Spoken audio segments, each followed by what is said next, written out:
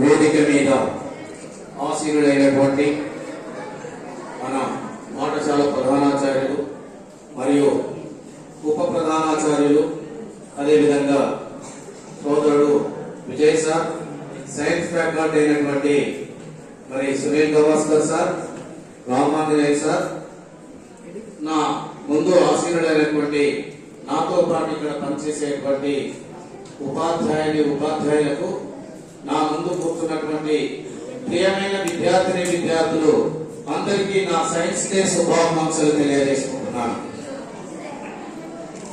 అయితే sir C V Raman గారు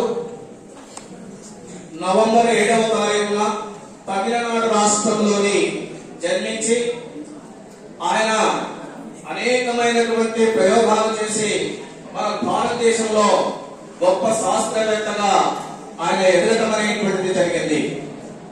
CV Raman effect అనేటువంటిది కేవలం 200 రూపాయల యొక్క పరికరాలతో ప్రయోగాలు చేసి అంత గొప్ప విషయాన్ని కనిపెట్టాడు సర్ సివి రామన్ గారు. మరి సివి రామన్ గారిని 1930 సంవత్సరంలోని నోబెల్ బహుమతి మరి వరించడం అనేటువంటిది జరిగింది. అది భౌతిక శాస్త్రంలో, అంటే ఫిజిక్స్ లోని. సైన్స్ అంటే ఒక మాటలో చెప్పాలి అంటే తెలుసుకోవడం, ఒక నూతన విషయాన్ని కనిపెట్టడమే సైన్స్. ఇక్కడ ఆ నూతన విషయాన్ని కనిపెట్టడానికి పాత విషయం దోహదం చేస్తా ఉంది. పాత విషయాన్ని దృష్టిలో పెట్టుకొని కొత్త విషయాన్ని కనిపెట్టడమే ఇక్కడ సైన్స్ అని చెప్పేసి చెప్పుకోవచ్చు.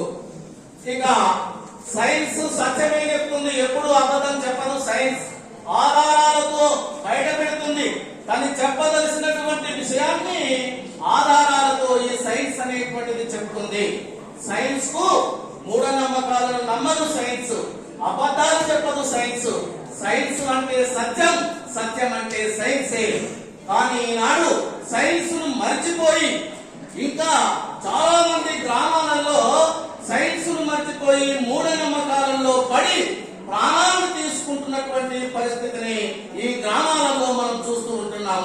చేతబడులు అని చెప్పేసి, మంత్రాలు అని చెప్పేసి, తంత్రాలు అని చెప్పేసి, ఆ రకంగా గ్రామాలలో ఎంతో మంది అమాయకులు ప్రాణాలు తీసుకునేటువంటి పరిస్థితి ఇంకా కొనసాగుతుంది. ఆ పరిస్థితి రూపుమాపాలి అంటే, ఆ పరిస్థితి పోవాలి అంటే ఈ సైన్స్ అనేటువంటిది, ఈ శాస్త్రం అనేటువంటిది ఇంకా డెవలప్ కావాలి, ఇంకా అభివృద్ధి కావాలి. అందుకే నేను ఒక మాట చెప్తాను.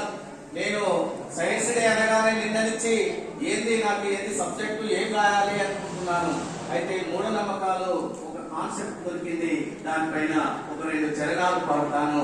దయచేసి నిశ్శబ్దంగా ఉండాలి.